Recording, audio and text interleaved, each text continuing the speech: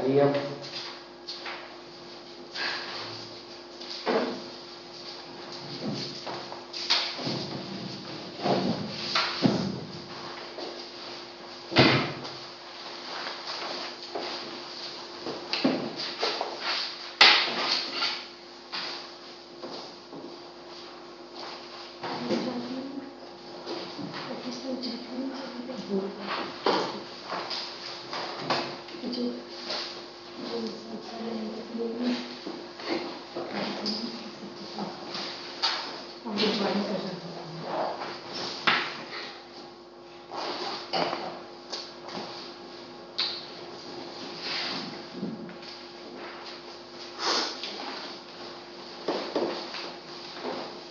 So, the topic of today is immune response in parasitic disease.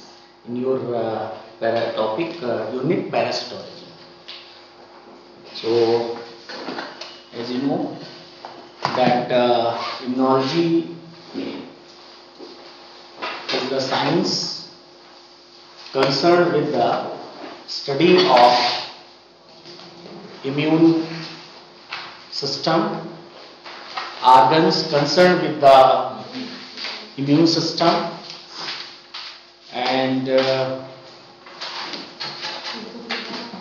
cells of the immune system, mechanism. So immunology is very broad field, and here we study the cells and organs of immune system and their functions. Correct? So there are many cells of immune system, and first of all, timer तो चल रहा है ना? देख लो इस बार आज गलती नहीं है ना? This one recording is on. यहाँ पे कुछ लिख करके नहीं आता ना, इधर रेक करके IC करके आ जाता है. नहीं नहीं आता. इसको हम मिनिमाइज करके हाँ it's on.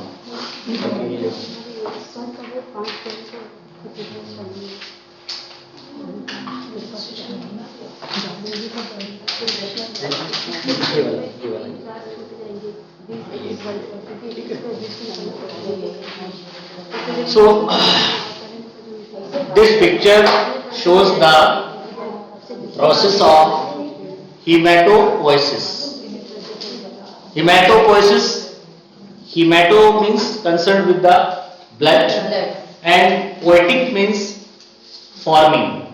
That is the process by which hematopoietic stem cells develop into mature blood cells. So such process is known as hematopoiesis.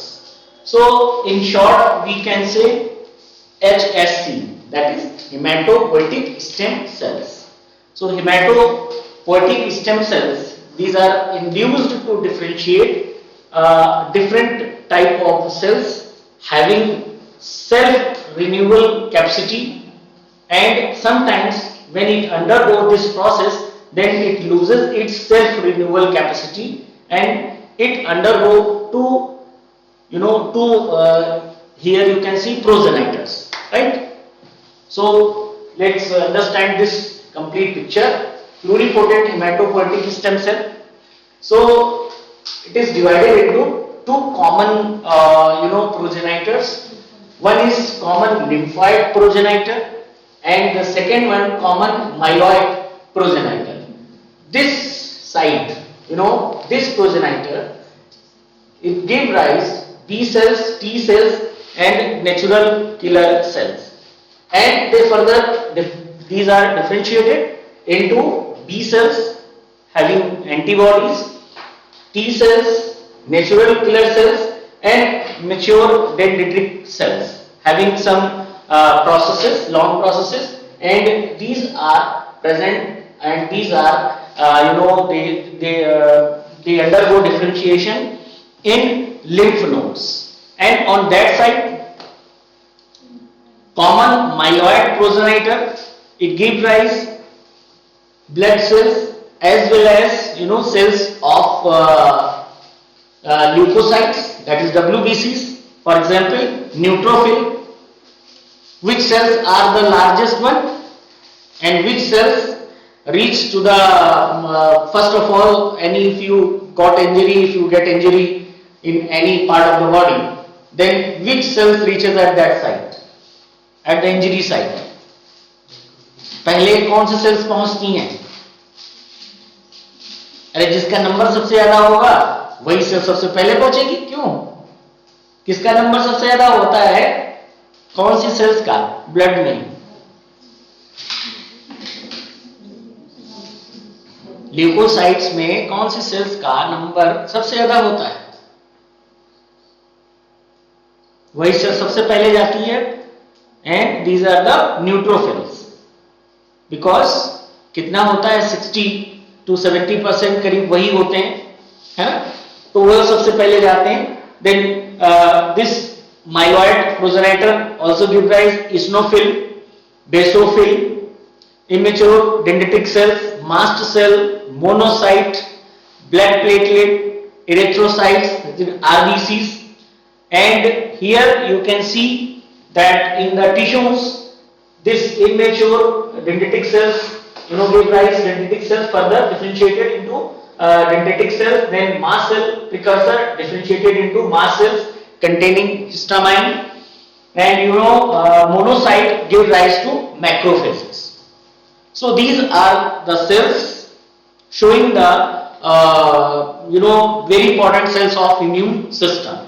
So here you can see in the text it is given that there are two common lymphoid progenitor, lymphoid and one side myeloid. These progenitor give rise further different type of cells, right? So myeloid cells and NK cells, these are two cells are the member of innate immune system. So I want to ask you that what is innate immune system? How can you define? Can be originate by birth to harm. By birth? Anybody else who can more clarify?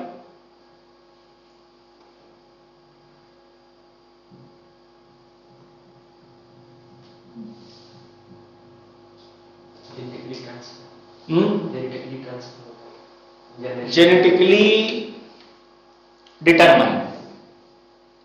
It is because of genetic makeup of the individual, and it is present since birth, right? For example, there are some barriers. For example, physical barrier. Skin is your physical barrier, and it it is kept under innate immune system. And the second one is chemicals barrier. For example, in chemical barriers, yes, pH of stomach, that is HCl, presence of hydrochloric acid in the stomach produced by oxalic cells, which keeps the pH of the stomach 1.5. And some other barriers, phagocytosis. So these are the part or components of the innate immune system. Now cells type and their functions, some basic and main functions. Here you can see lymphocytes. They can be divided of, these are of two types, B lymphocytes and T lymphocytes, and they have very specific functions. For example, B lymphocytes, it is responsible for the production of humoral immunity, and T lymphocyte, it is responsible for the cell mediated immunity in individual. Now APC cells, that is antigen presenting cells, such as macrophages, dendritic cells, B cells, follicular dendritic cells, these all cells, APC cells, they capture the antigen and they display against the lymphocytes. So that therefore these are known as antigen presenting cells. These are very important cells because due to these cells antigen can be detected and these are presented to the lymphocytes. So these cells as a dendritic cells, initiation of T cell responses, macrophages, effector phase of cell mediated immunity, and follicular the display of antigen to B lymphocytes. Now effector cells, T lymphocytes, macrophages and granulocytes. Granulocytes में कौन-कौन सी cells आती हैं? Remember? Yes, eosinophils, basophils and neutrophils. So these cells are granulocytes. They the principal function is the elimination of antigen. For example, T lymphocytes, activation of phagocytes, killing infected cells. Macrophages, they show the phenomena of phagocytosis and killing of microbes, microorganisms, and granulocytes, they kill the microbes. Now neutrophils, these are granulocytes. So granulocytes, you can see that neutrophil is characterized by the presence of trilobed nucleus. Trilobe nucleus is trilobe. And effector functions, phagocytosis, intracellular killing, degranulation, extracellular killing, net formation, and it formation some net-like structure, cytokine production. Eosinophil is very important from the parasitology point of view because in parasitic attack it is used to defend the host. The cells degranulation take place, histamine production, cytokine production. Now basophil cell, it is also important because parasite attack, it is effector function, degranulation, extracellular killing, histamine production and cytokine production. So more or less eosinophil, the function of eosinophil and basophil is same because these two cells are the effector cells for when parasite attacks in the body. So now next, B cells. So B cells, as you know, that the name B word stands for, it means, what does it mean? B stands for bursa of Fabricius. Important gland present in the bird, and it derives its name from its site of maturation occurring in bird, and this gland is known as bursa of Fabricius. But in case of human being and mammal, bone marrow is the primary site of maturation of B lymphocyte. So therefore the term B word is used. So what are the primary lymphoid organ? Primary lymphoid organ, secondary lymphoid organs. So what are the primary lymphoid organs? Bone marrow and thymus are the primary lymphoid organs, and secondary lymphoid organs is spleen, right? Lymph nodes, these are the secondary lymphoid organs. So here you can see that the mature B cells, they can be distinguished from other lymphocytes by their by their synthesis and immunoglobulin, antibody molecule that bind to antigen. And here you can see the third point in which B cell expresses surface antibody with a unique specificity, and each of the approximately 1.5 to 3 into 10 to power 5 molecules of surface antibody as identical binding site for antigen.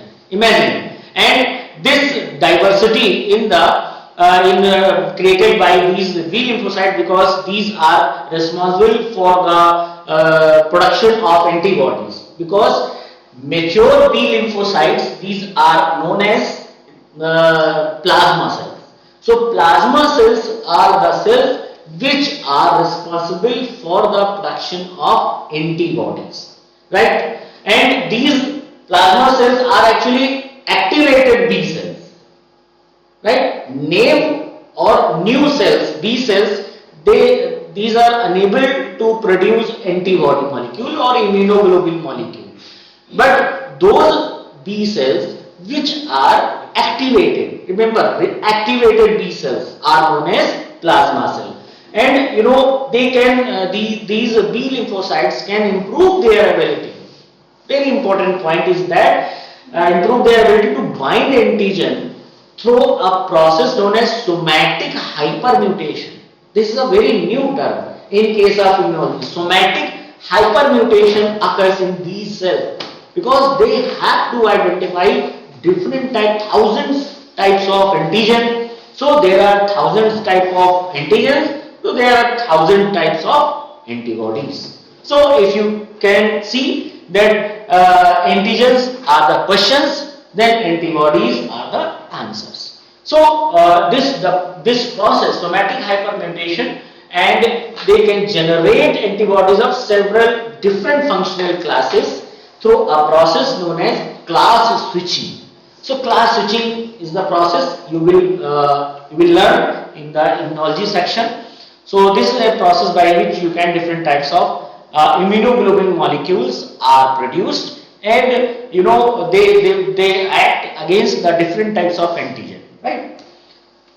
Now T lymphocytes, as the name implies, T means thymus. The maturation of these cells occurs in the thymus, and thymus is the it is endocrine gland, and it is found in the place between the, it is a pyramidal shaped gland, bilobed gland, occurs in the mediastinum, the place between lungs. So these T lymphocytes actually they have a very different something different mechanism, as some there are some similarities and some differences, such as like the B cell, T cell expresses a unique antigen binding receptor known as T cell receptor. So T cell receptor is present on the surface of T cell, but unlike membrane bound antibodies on B cells which can recognize soluble or particulate antigen, T cell receptor only recognize processed pieces of antigen. Processed pieces of antigen, typically peptide. These are the peptides which can be identified by the T cell receptor, and these are bound to cell membrane. There are some cell membrane proteins which are present in all cells, and these complexes are known as major histocompatibility complex or MHC complex. So these cells, they utilize T cell receptor in recognizing by some cell. There are some cell membrane proteins present in the cells, and these molecules are known as MHC complex, right? So MHC complex, these are genetically diverse glycoprotein present on the cell membranes. So and in the next you can see these are of two types. MHC molecule, they can be divided into two types. Class first MHC molecules, these are expressed by all cells of the vertebrate, all cells of the vertebrate. But in second class 2 MHC molecules, these are expressed by professional antigen presenting cells and few other cell types during inflammation. So MHC, there are difference in MHC molecule first and second. So, and T lymphocytes, broadly they can be divided into major cell types, helper T cells and T cytotoxic cells. Both cells can be differentiated by the presence of some cluster of differentiation, that is CD, and cluster of differentiation, that is those cells which display CD4 type of cluster of differentiation. So these cells are known as T helper cells or T helper lymphocytes, and those T cells which display CD8 type of cluster of differentiation, so these are known as TC cells or T cytotoxic cells. So these are some important types of T lymphocyte. Now natural killer cells, NK cells इन्हें कहते हैं, NK cells natural killer cells, और ये बहुत ही these are very closely related to B, that is B lymphocytes and T lymphocytes, but they do not express antigen specific receptor, right? And because in text it is considered, these cells are considered as the part of innate immune system. So sometimes these are known as large granular lymphocytes. When they appear, you can see under the microscope. So these are known as large granular lymphocytes, but these are categorized as natural killer cells or NK cells. So they form the 5 to 10% of lymphocytes in the blood, and these cells are very efficient killers. Therefore, these are known natural killer, and they attack a variety of abnormal cells. ये क्या करती हैं कि ये sales जो है, जो abnormal cell है, जैसे कोई भी बीमारू सेल है तो उसको क्या करती हैं, एनगल्फ कर लेती हैं, खा लेती, उसको मार देती हैं। भाई कोई भी सेल है, इन्फेक्टेड है, अब वो इन्फेक्टेड सेल किसी दूसरी सेल को इन्फेक्ट करेगी, तीसरी सेल को इन्फेक्ट करेगी, और इन्फेक्शन जो है वो स्प्रेड होगा। Therefore, these cells actually kills that diseased cell, infected cell. Therefore, वो क्या होता है, इन्फेक्शन स्प्रेड होने से जो है वो सेल, हमारी बॉडी की जो दूसरी नॉर्मल सेल है, वो इन्फेक्टेड होने से बच जाती है। ये इसकी मैकेनिज्म होती है। तो बहुत ही शॉर्ट में हम इसको देखेंगे, और इसमें क्या है कि here you can see that the innate immune system from the first line of defence माना जाता है कि when any antigen enters in our body, then the first part of immune system which counteract with these antigen, then this is the immune system, innate immune system, और वो barrier की तरह से काम करता है। जैसे स्किन है, so skin contain stratum corneum, that is किसका मतलब, it is made up of dead cells. So dead cells, they prevent the entry of any antigen. जब हमारे कोई we get injury from cut लग जाएगा, और कट हो हम उस टाइम के लिए हम खुला छोड़ दें, then what will happen? क्या होगा कि जो environment में microbes हैं, they will finally क्या होगा कि वो infection वहां पे start हो जाएगा, और इन्फेक्शन स्टार्ट होगा अगर हम ओपन कर देंगे। तो इसीलिए भी हम क्या करते हैं, उसको हम ढक लेते हैं, उसको हम उसके ऊपर बैंडेज लगा लेते हैं या कुछ ऐसा कुछ कर लेते हैं, इसलिए वो कवर्ड रहे। अगर कवर्ड नहीं रहेगा तो क्या होगा, बहुत इजीली जितने भी एनवायरनमेंट में माइक्रोब्स हैं, so these microbes will easily enter inside the wound and finally they will infect, they will enter inside the blood circulation. So ऐसा ना हो, इसके लिए ये this innate immune system is considered as the first line of defense, and ऐसा नहीं है कि first line of defense fail हो जाता है तो उसके बाद second line of defense होता है, ऐसा नहीं होता। दोनों की मैकेनिज्म साथ साथ चलती रहती है, पढ़ा होगा अपनी इम्यूनोलॉजी में। और यहाँ पे जो है देयर आर सम नाम यहाँ पे लिखा है, सीरम प्रोटीन्स है, क्योंकि इसी में पार्ट है। Family of molecules, serum proteins, there are some PRR, that is pattern recognition receptors, and they can identify generic molecular structures which are present in different pathogens. और then उसके बाद में क्या होता है, dendritic cells की अपनी बात की थी। These cells actually these are activated by these receptors, that is PRR, and they induce the proliferation of T cells. फिर आता है then adaptive immune system.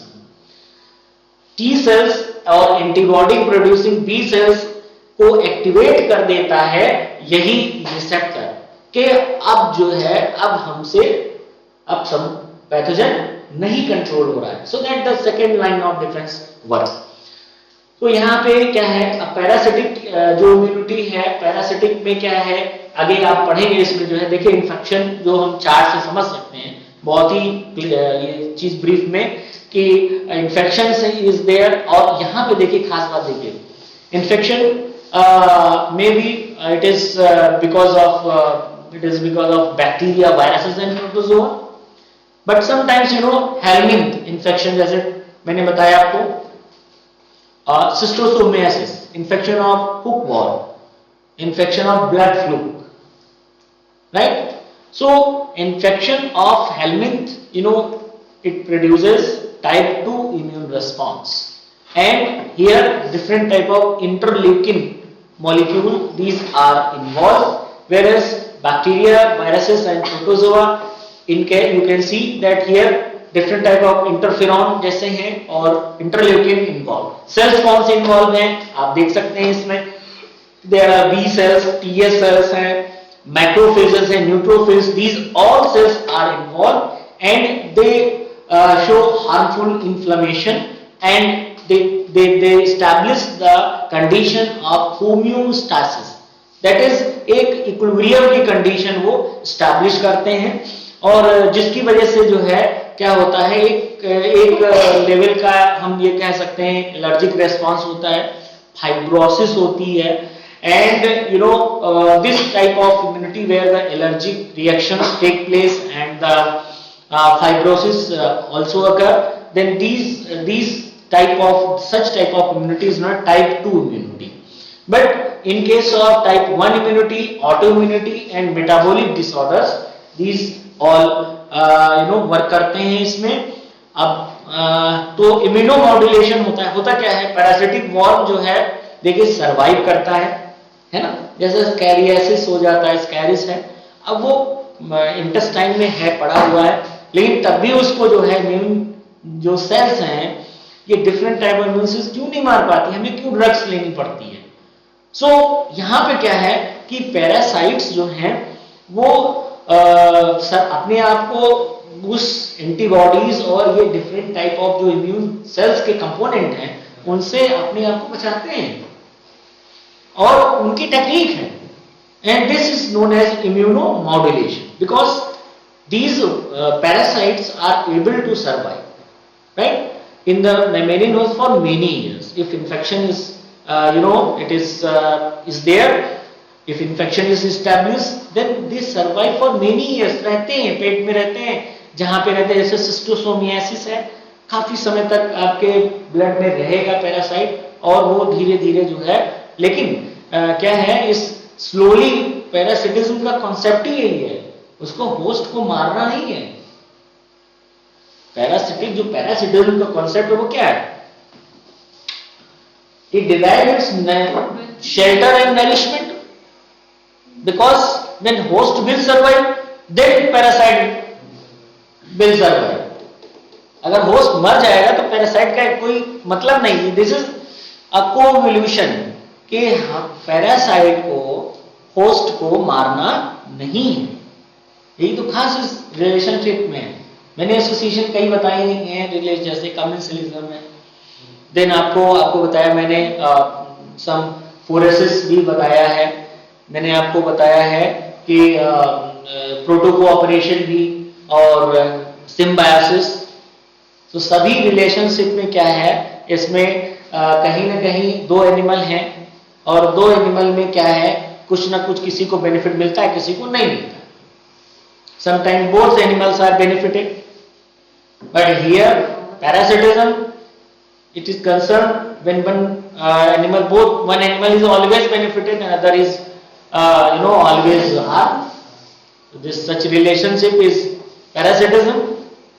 तो यहाँ पे ये नहीं है कि पैरासाइट को होस्ट को मारना है, ऐसा नहीं है, नहीं तो पैरासिटिज्म का कॉन्सेप्ट ही खत्म हो जाएगा, है ना. तो ये है कि बस something these parasites they have an ability to manipulate these immune response by secreting some immunomodulatory product.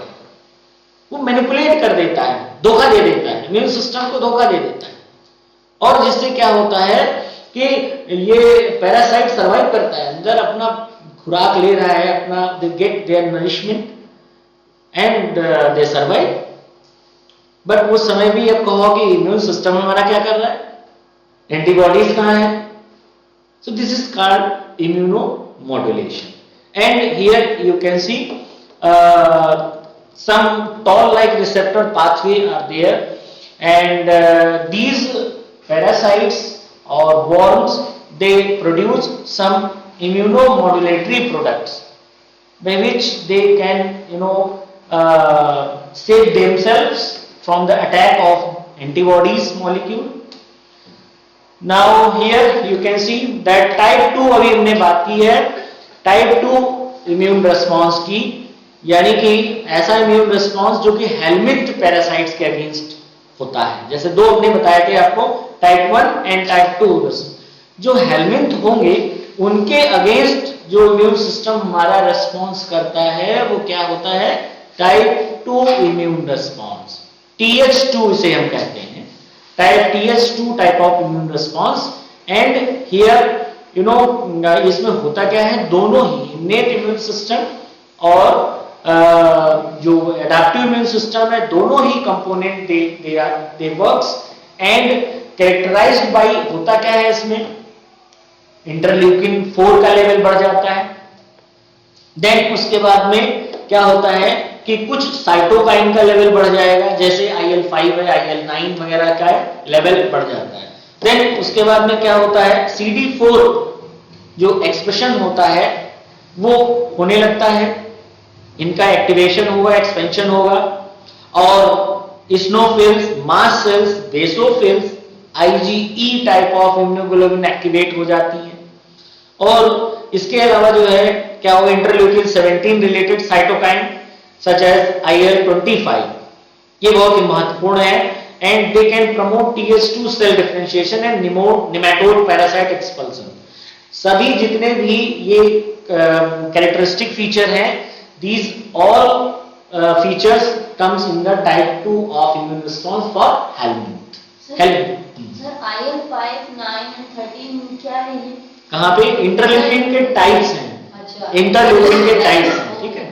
सो ये इंटरल्यूकिन जो हैं, these are secreted by these cells, all cells, that is for example mast cells, basophils and CD4 जो होते हैं, CD4 किसमें भी बताया हमने, helper T lymphocytes, so these are all secreted। ये 5, 9, 13 ये मतलब यही क्यों है और कोई नंबर क्यों नहीं? नहीं, नंबर ये है उनका एक्चुअली में क्या है ना, उनका एक सीक्वेंसिंग की गई है। अच्छा, जैसे आप ब्लड क्लॉटिंग फैक्टर कैसे करते हैं, ब्लड क्लॉटिंग फैक्टर ऐसे तो करते हैं कि आप जो फर्स्ट, सेकंड, 13 तक, तो उनकी नेमिंग की गई है कि ये ब्लड क्लॉटिंग फैक्टर 13 है, ये 12 है या ये 10th है।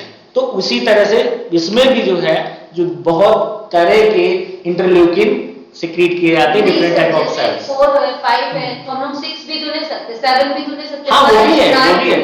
बट ये जो है क्या होता है ना, ये साइटोकाइंस जो है, ये TH2 टाइप ऑफ केवल इसमें इन्वॉल्व होते हैं, समझ रहे हैं। जो TH2 टाइप ऑफ साइटोकाइंस है, इसमें केवल IL-5, इंटरल्यूकिन 9 है, 13 है और 21 इन्वॉल्व, वो दूसरे में इन्वॉल्व होते हैं। ऐसे कुछ होते हैं जो कि आपका जो क्लासिकल पाथवे होता है, जैसे कि आपने पढ़ा होगा, कुछ इंपॉर्टेंट सीरम प्रोटीन्स होती हैं, है ना, जैसे कि आपने प्लाज्मा प्रोटीन्स और इम्यून सिस्टम में आपने बहुत डिटेल में पढ़ा होगा। ये सभी जो है डिफरेंट टाइप ऑफ ये इंटरल्यूकिन सिक्रीट करते हैं। These are the matter of the cell mediated immunity, ठीक है। तो ये ऐसा नहीं है कि वो अगर 5 यहाँ पे है तो 4 गायब है, 4 किसी और के द्वारा सिक्रीट किया जाता है, ठीक है। कंसर्न यहाँ पे चूंकि हेलमिंथ का है, तो हम यहाँ पे हेलमिंथ बेसिकली पैरासिटिक इन्फेक्शन करते हैं, ठीक है।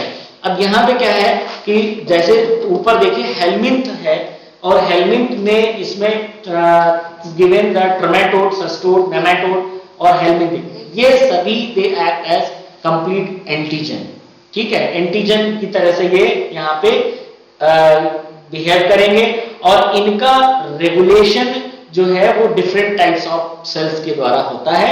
फॉर एग्जांपल यहाँ पे जो है, जैसे डेंड्रिटिक सेल्स हैं, DC सेल्स हैं, they help in this process. Track cells हैं, ये क्या है, T रेगुलेटरी सेल्स हैं, ये हेल्प करते हैं इन सभी में रेगुलेशन में कि किस तरीके से जो एंटीजन्स इन वॉर्म्स या इन हेलमिंथ के द्वारा सिक्रीट किए जाते हैं उनको काउंटरएक्शन होता है। लेकिन क्या होता है कि इनको जो है ये बने रहते हैं, क्यों, क्योंकि इम्यूनोमॉड्यूलेशन है, पैरासाइट अपने आप को अडॉप्ट करता है कि होस्ट को सरवाइव रखना है, होस्ट को डेथ नहीं करनी है। डेथ नहीं हो, अगर डेथ हो जाएगी तो होस्ट का जो है जो पैरासिटिज्म का एक फिनोमेना वही कंप्लीट खत्म हो जाएगा। तो यहाँ पे क्या है, यहाँ पे उसको नरिशमेंट लेना है और साथ साथ जो जैसे इस्नोफिल्स का नंबर है, इस्नोफिलिया जो जिसको हम कहते हैं, ये मेन कैरेक्टरिस्टिक फीचर माना जाता है। When increase in number of eosinophil take place, then हम ये कहते हैं कि कोई ना कोई पैरासिटिक इंफेक्शन है बॉडी में। और ये एक बहुत ही इंपॉर्टेंट ब्लड पिक्चर मानी जाती है। ब्लड की जब हम कराते हैं तो इसमें अगर इस्नोफिल्स बढ़े होते हैं तो इसमें मतलब है कि कहीं कोई हेलमिंथ इन्फेक्शन या कहीं कोई ऐसी पैरासाइट का कोई इन्फेक्शन बॉडी में है हमारे, ठीक है। तो ये एक हम कह लें कि डायग्नोसिस का तरीका भी है कि ये जो पैरासिटिक है, जो पैरासाइट्स हैं, ये कहीं ना कहीं डायग्नोसिस में इस चीज को हेल्प करते हैं, क्योंकि जो नेमाटोड्स या इनके एग्स हैं या मान लिया पैरासाइट होल हैं, तो वो ये दे elicit our immune system to produce different types of symptoms, and on the basis of the reaction by the immune cells and provoked by the antigen created and produced by the helminth or these parasites, so they can show such type of type 2 and regulatory immune response.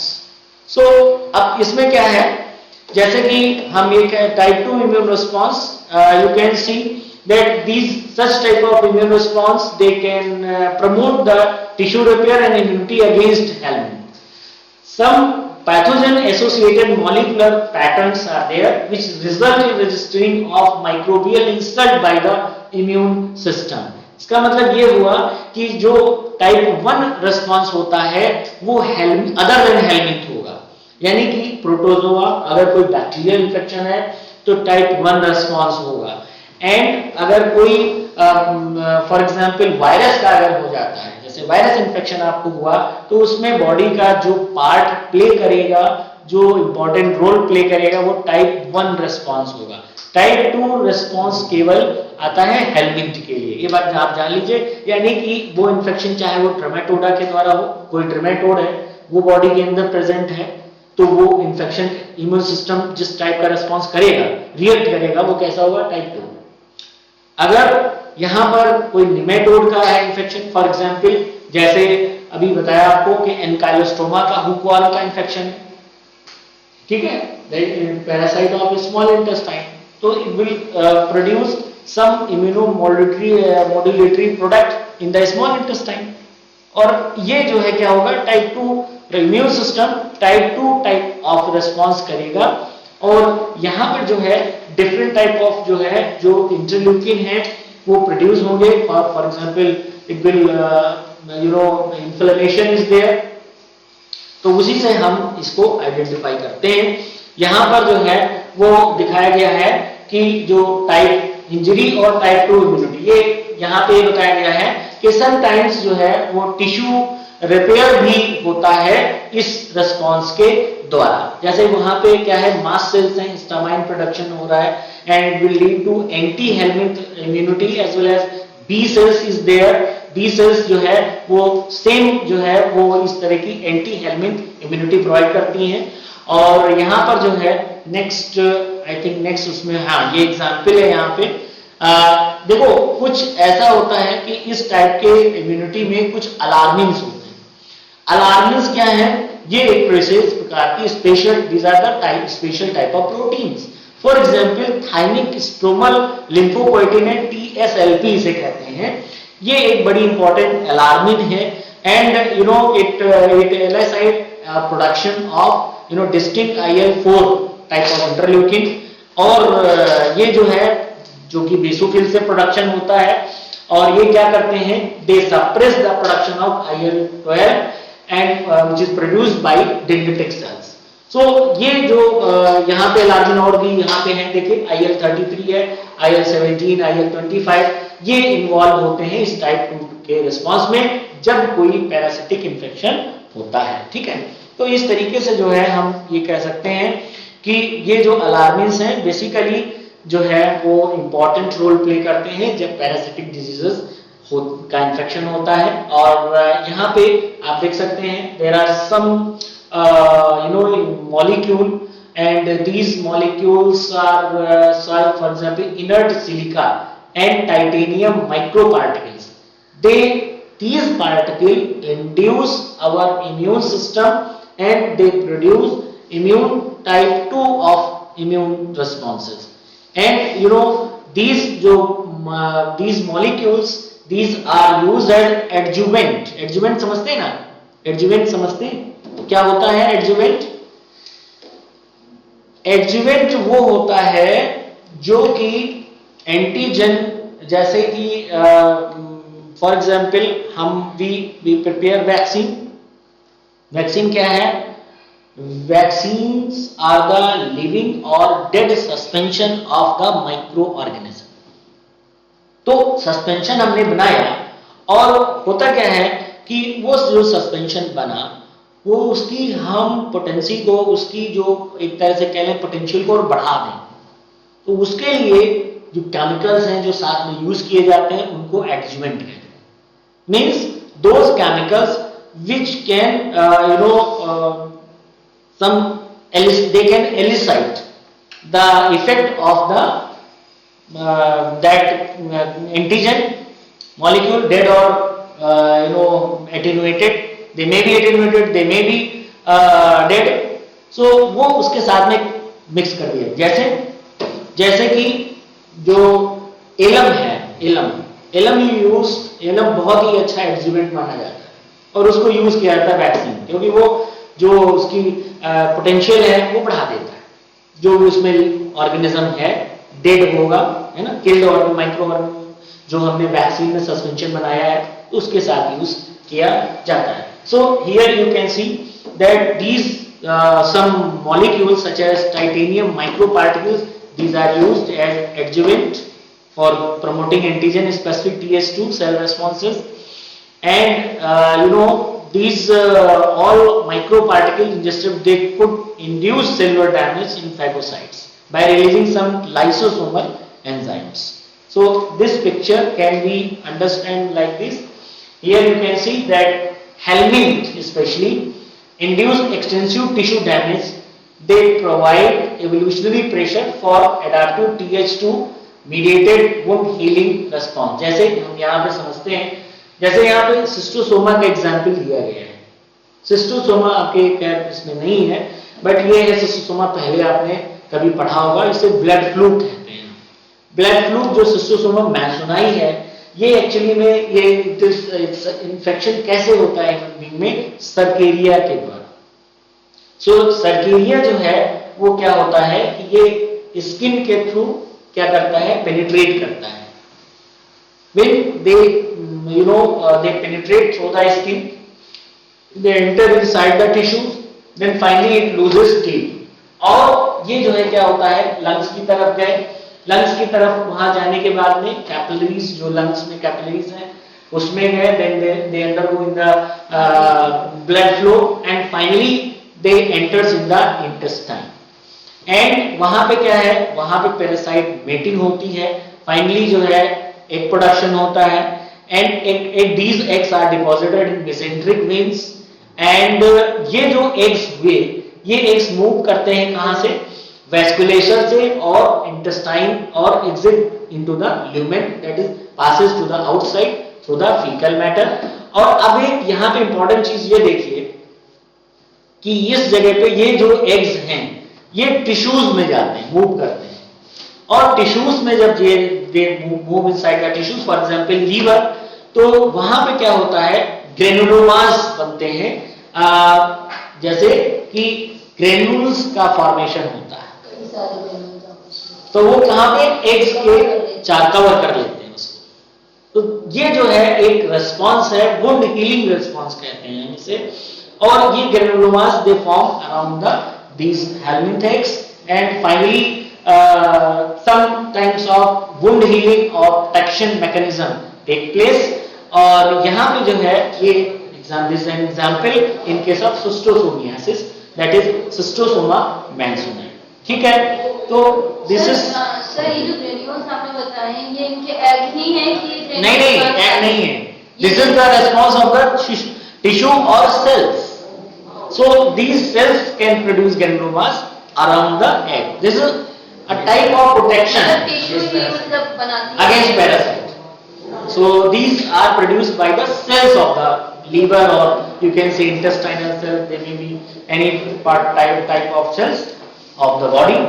So this is all about for immune response in parasitic infection.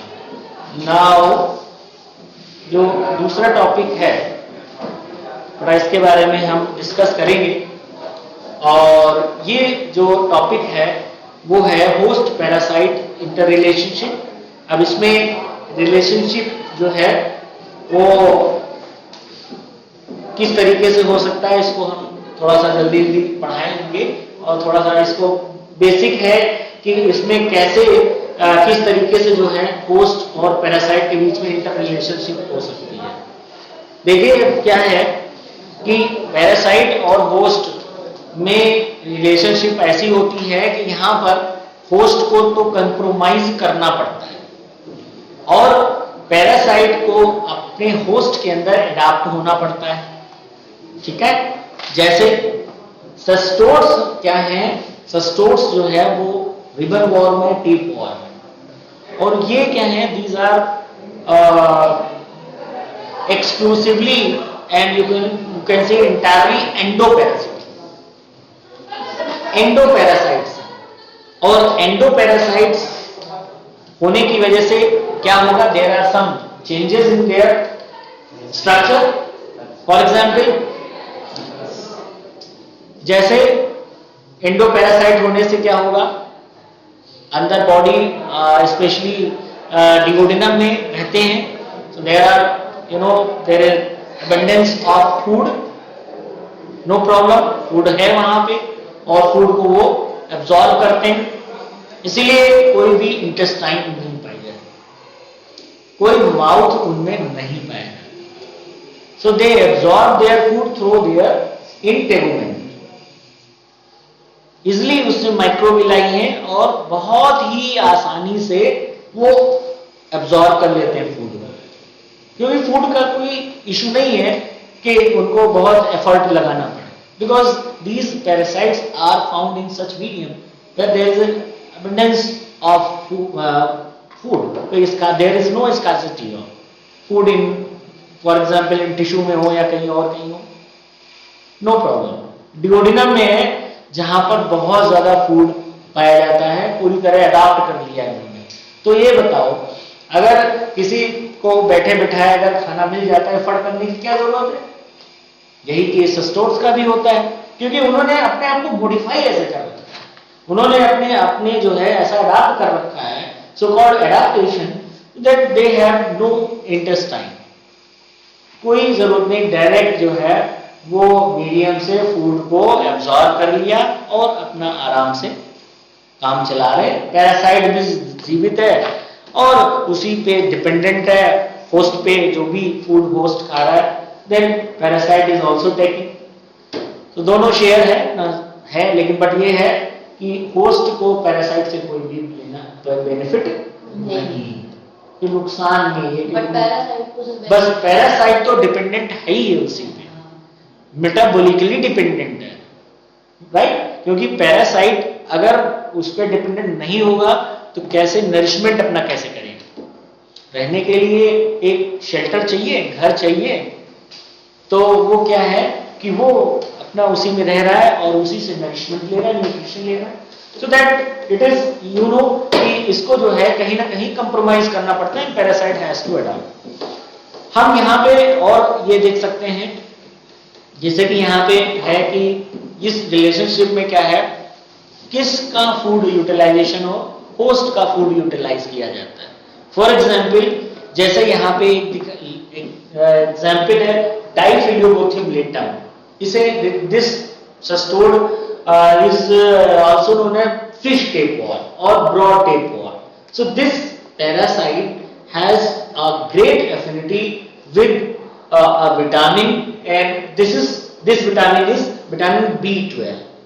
So you can see it causes a particular type of anemia because there is a deficiency in the vitamin B12, and this anemia is very similar to pernicious anemia, right? Because this parasite, this tapeworm has great affinity of vitamin B12. जितना भी B12 होता है वो intestine का absorb कर लेता है, और अब जब एब्जॉर्ब कर लेगा तो होस्ट को क्या होगा, इस विटामिन की डेफिशिएंसी हो जाएगी, कमी हो जाएगी.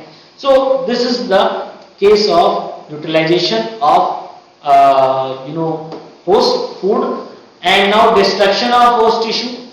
Parasite, it can destroy the whole tissue of the host in two ways.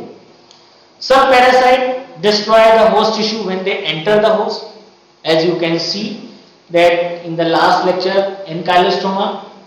So what happens, that filariform larvae, they try to enter barefooted man, right? और एक फिनोमिना है जिसे हम, that phenomena is known as visceral larval migrants और creeping eruption कहते हैं. Directly फाइलरिफॉर्म larva घुस जाता है, ठीक है, बेयर फुटेड हुआ. देन ये बहुत ही कॉमन थी है, गार्डन में घूमते हैं और गार्डन में बेयर फुटेड हैं, then filariform larva will active. Sir सबसे अच्छा एग्जांपल अगर देखा जाए तो किसानों का ले सकते हैं, जैसे वो खेतों में चले जाते हैं और उनके पैरों में हो जाता है. बिल्कुल बिल्कुल बिल्कुल. अब वो है कि इन केस ऑफ अगर वहां पे ह्यूमन फीकर, कहीं ना कहीं एग्स होने चाहिए पैरासाइट के, और एग से एक जब होंगे तो वहां से लार्वा भी सॉइल में होगा, क्योंकि उसको जरूरी जितनी भी पैरामीटर्स हैं एनवायरमेंटल वो सब उसके लिए फेवरेबल होने चाहिए. उससे लार्वा निकलेगा, लार्वा ही जो है वो सीधे जो है वो एंटर करेगा और फाइनली वो इन्फेक्शन को एस्टैब्लिश करेगा.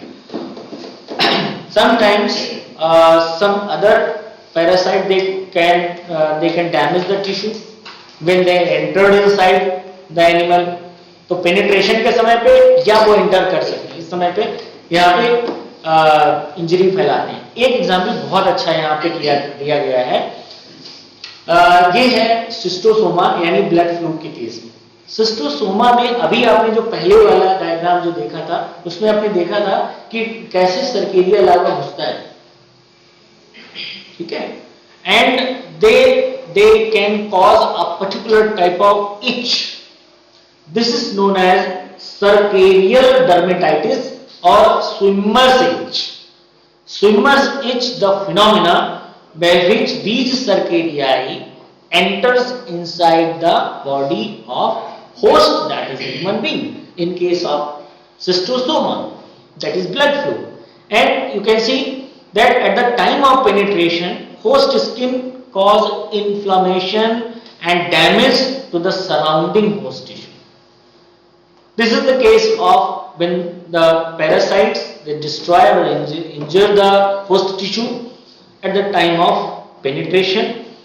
And this cercaria caused dermatitis is extremely irritating because these cercariae they wander aimlessly just below the skin for some times, so they can cause inflammation, and here they can create some type of allergy to that person, that host, और tissue damage तो करेंगे ही करेंगे. ये इस तरह का जो है इनमें इन्फेक्शन होता है. ये मैंने केस बताया आपको, स्विमर्स इच से कहते हैं, and it is caused by the cercariae of certain cystosomes. Now Ankylostoma duodenale जो मैंने अभी आपको बताया है, and it can cause external damage as well as internal damage. Internal damage when it is found inside the small intestine, then it will create internal damage. और external damage कब करेगा, मैंने बताया आपको, entry of the penetration of the filariform larvae in the host tissue. So this is the case of external damage to the host, और उसमें भी same होता है कि क्रीपिंग इरप्शन के समय पे भी बहुत ही सीवियर इचिंग होती है और डैमेज करता है टिश्यू, ठीक है. Now histopathological studies में अगर we can see here that there are three major types of some important histopathological studies. that is the damaged tissue caused by the parasites. So पहला क्या है, the first is parenchymatous degeneration or albuminous degeneration. क्या होता है, cells जो है they become swelling and packed albuminous or fatty granules. Nucleus become indistinct. ये कौन किसकी बात हो रही है, इन्फेक्टेड सेल्स की बात हो रही है, जहां पे पैरासिटिक इन्फेक्शन होगा वहां पे, तो वहां पे क्या ये हिस्टोलॉजी के बेसिस पे क्या दिखाई देगा, और that your nucleus become indistinct and the cytoplasm become pale. And ये जो है ये बहुत ही कैरेक्टरिस्टिक है जब हम इन्फेक्शन पैरासिटिक होता है, पैरासाइट्स का होता है, हम लीवर की टेस्टिंग करें, हम कार्डियक मसल्स को देखें, किडनी सेल्स को देखें, तो ये सभी सेल्स में इस टाइप के कैरेक्टरिस्टिक यानी ये डिजेनरेशन बहुत ही कॉमन सी बात है. फैटी डिजेनरेशन, इसमें क्या है कि when cells these infected cells become filled with an abnormal amount of fat deposits. So this condition gives them some yellowish appearance, yellow colour का अपीयरेंस उन्हें मिलता है जो इन्फेक्टेड सेल्स होते हैं. एंड लीवर सेल्स जो है इस टाइप की जो है कैरेक्टरिस्टिक डिस्प्ले करते हैं. नेक्रोसिस, ये क्या है, नेक्रोसिस को कहते हैं cell degeneration. So here it persist and finally cell die and they give the tissue an opaque appearance, cells become opaque. तो ये भी एक जो है वो कैरेक्टरिस्टिक फीचर है. हिस्टोपैथोलॉजिकल स्टडीज करते हैं हम, जैसे अभी हमने आपको एक पैरासाइट को का बायोलॉजी और लाइफ साइकिल मैंने बताया, कौन सा, ट्राइकिनेला स्पाइरलिस यानी ट्राइकिना वॉर्म. ट्राइकिना वॉर्म कौन सा पैरासाइट है, it is a tissue dwelling nematode. Tissue dwelling nematode that is found in the tissues of the host human being and as well as domestic animal, pig है, rat, these all animals, all other carnivores. And here you can see that the larvae of the parasite get encysted inside the striated muscles of the host, and finally these larvae they produce necrosis of the surrounding tissue, and it is followed by the calcification. So this is one of the important feature in case of Trichinella spiralis present in the, that is it is the infection is caused by the larval forms when they are present inside the tissue. So that these are the important feature, that is necrosis. Now abnormal growth, ये भी एक interrelationship का एक बहुत ही एक feature है. And abnormal growth in this relationship you can see that it is are of four main type. Number one is hyperplasia. Hyperplasia is the increase in the rate of cell division. जो infected cells हैं वहां पर cell division का जो rate है it is increased, and when it is accelerated then it results in the increased level of cell metabolism.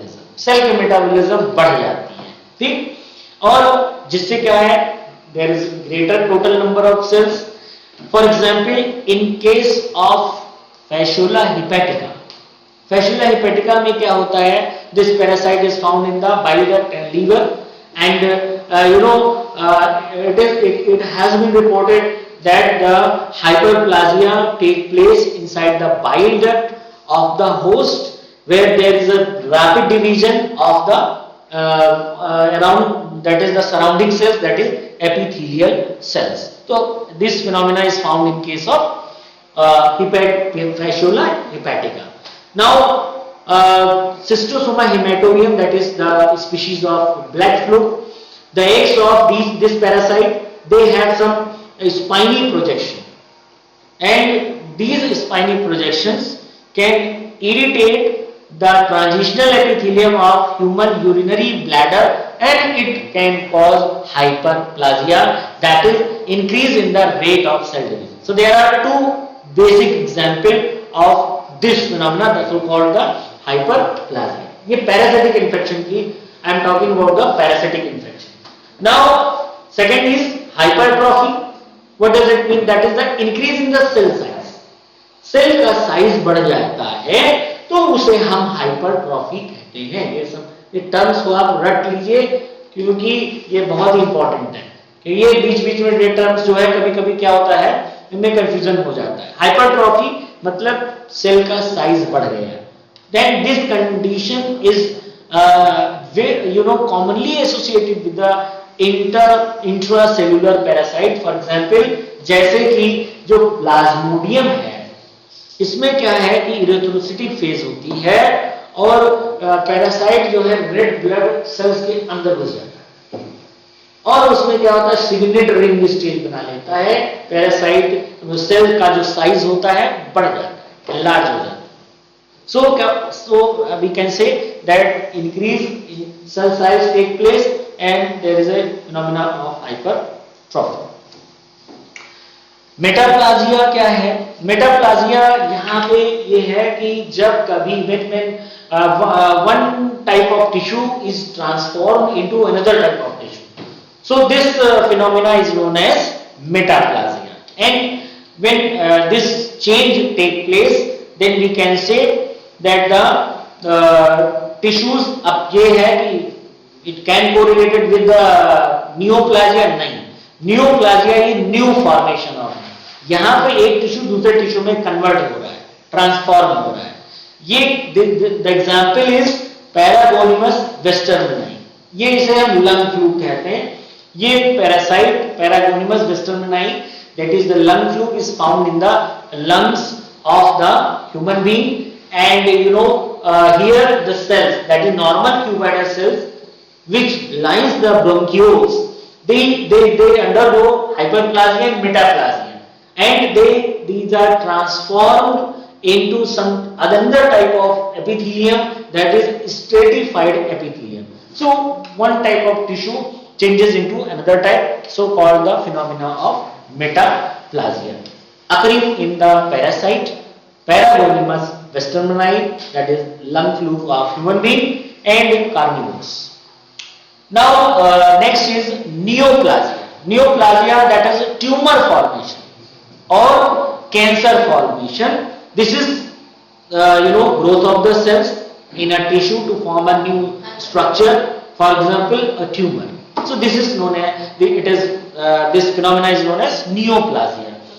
And neoplastic जो tumour है, it is not inflammatory, it is not required for the repair of organs, and it does not conform to a normal growth pattern.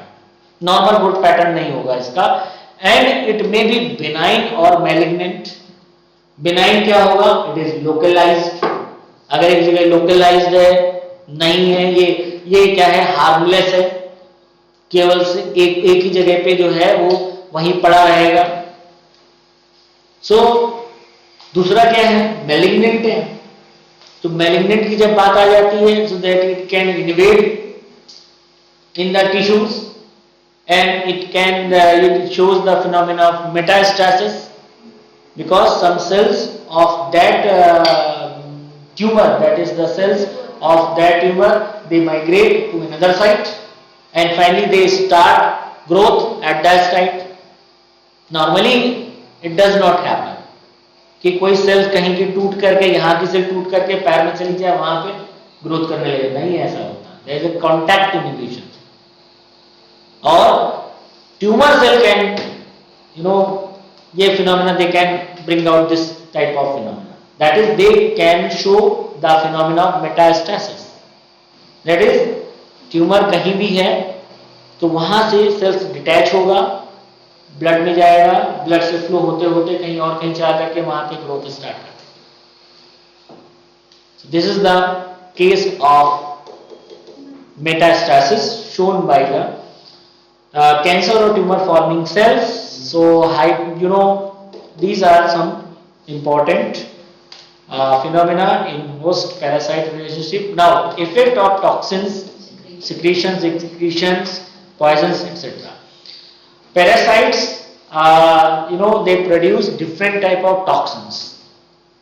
They can produce some poisons, जो excretory product होगा वो hindrance करता है, जैसे intestine में कोई भी parasite is there, कोई present है Maelindo parasite, तो क्या होगा, मेटाबॉलिज्म तो होगा ना बॉडी की सेल्स में उसके।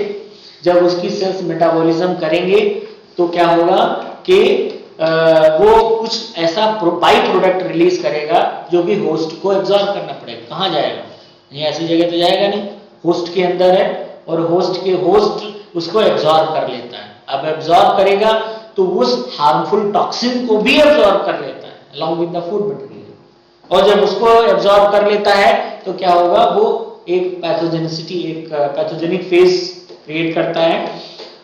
फॉर एग्जाम्पल देखिए इसमें है सिस्टोसोमा सर्केरिया का भी अच्छा एग्जाम्पल दिया गया। They can create an allergic reactions and some flukes, there are some flukes, they secrete some substances that can cause the inflammation। और बहुत सारे मॉस्किटोज का देखिए इसमें है एलर्जिक रिएक्शंस होता है कि नहीं होता, क्योंकि उनका जो सलाइवा है इरिटेटिंग है, दे बाइट्स एंड फाइनली जो है वो जब बाइटिंग के समय पे क्या होता है, रेड हो जाती है स्किन। तो ये भी जो है वो एक ब्लड सकिंग जो इंसेक्ट्स हैं उसमें देखा जाता है। ठीक है, नाउ मैकेनिकल इंटरफेरेंस क्या है, ये भी होस्ट और पैरासाइट इंटर रिलेशनशिप में बहुत ही इंपॉर्टेंट है। एग्जाम्पल क्या है, जैसे एलिफेंटियासिस का एग्जाम्पल है, caused by Wuchereria bancrofti. So filarial worm which is very host specific, that is Bucheria bancrofti is found only in human being. This parasite is very host specific. It has not been reported in any other host. So Bucheria bancrofti causes elephantiasis और peel pav in human being, हाथी पाव भी कहते हैं। और इसमें क्या होता है, एडल्ट जो पैरासाइट होगा, it is found in the lymphatic ducts and this the presence of large number of parasites, they obstruct the lymph vessels and they can cause the draining of this lymph into abnormal channel, so that it results in the swelling of this affected part and finally it results in the phenomena of pale paw और हाथी पाव। क्या करते हैं लोग कि किसी blanket से उसको कस के बांध लेते हैं, बैंडेज पे बांध लेते हैं, दैट जो लिम्फ गलत जगह में पहुंच गया है वो वापस फिर से लिम्फेटिक्स में चला जाता है, स्वेलिंग तुरंत का तुरंत, कुछ समय के लिए वो नॉर्मल हो जाता है। ठीक है, mechanical damage can also be caused by Ascaris lumbricoides, which is the parasite of intestine and 14 inch का पैरासाइट है, और ये अगर बहुत ज्यादा लार्ज नंबर में पाए जा रहे हैं तो क्या होगा, they can block the normal flow of the material inside the small intestine as well as in bile duct, because parasite can enter inside the bile through the duodenum, क्योंकि वहां पे जाकर के वो ओपन होता है, वहां पे जो है वो उसको ब्लॉक कर सकता है। बाइल डक्ट का जो फ्लो है, नॉर्मल फ्लो को ये इट कैन ब्लॉक। एंड अंदर एग्जांपल मैकेनिकल इंटरफेरेंस का दिया गया है, इकाइनोकोकस ग्रेनुलोसा, जिसे हम हाइडेटेड वर्म कहते हैं। ये जो पैरासाइट है, ये सस्टोड जो है, बहुत ही छोटा, बहुत ही काफी छोटा पैरासाइट है। एंड यहाँ पे क्या होता है, fluid filled hydrated cyst is there and they attain very large size, काफी बड़ा साइज होता है सिस्ट का, और उसके अंदर फ्लूइड भरा हुआ होता है। And they prevent the proper functioning of the neighbouring organ due to pressure. मतलब जब साइज जैसे ब्रेन में है और ब्रेन में वो बढ़ रहा है धीरे धीरे, तो वो क्या होता है, उस आसपास के जो टिश्यूज हैं और स्ट्रक्चर्स हैं उन पे वो प्रेशर डालता है। जब प्रेशर डालता है तो वो फंक्शन करना बंद कर देते हैं, in case of hydrated cyst caused by Echinococcus granulosus. So ये आगे लाइन भी है कि ये सिस्ट जो है वो लीवर में भी होते हैं, ब्रेन में भी होते हैं, लंग्स में भी होते हैं, कहीं बॉडी के किसी भी पार्ट में पाए जा सकते हैं। अगर these are found in the brain, then समझ सकते हैं कितना फैटल हो सकता है लाइफ के लिए। ये तो हमने अभी कल ही हमने लास्ट टर्न पे हमने डिस्कस किया है। Biological effects in the host, that is sex reversal, Sacculina caused by Sacculina, it causes parasitic castration. Sacculina का एग्जांपल है, अगर वो मेल होता है तो उसको ये पैरासाइट क्रॉस कर देता है, चेंजेस करता है, जिससे क्या होता है, सेकेंडरी सेक्सुअल कैरेक्टरिस्टिक चेंजेस हो जाते हैं। फॉर एग्जांपल यहाँ पे जो है वो समटाइम्स जैसे ओवेरियन टिश्यूज हैं तो उसको चेंज करेगा, अगर मेल क्रैब है तो उसको चेंज कर देता है, उसके कुछ जो है एब्डोमेन में चेंजेस आ जाएंगे, या जो सेकेंडरी सेक्सुअल कैरेक्टरिस्टिक है उसमें चेंजेस आ जाते हैं। सो this is called parasitic castration. Now host tissue reactions, ये जो है ये क्या है, sometimes you know certain host cells and cell products, they aggregate around the invading parasite and known as host cyst. इसे कहते हैं host cyst के नाम से हम जानते हैं।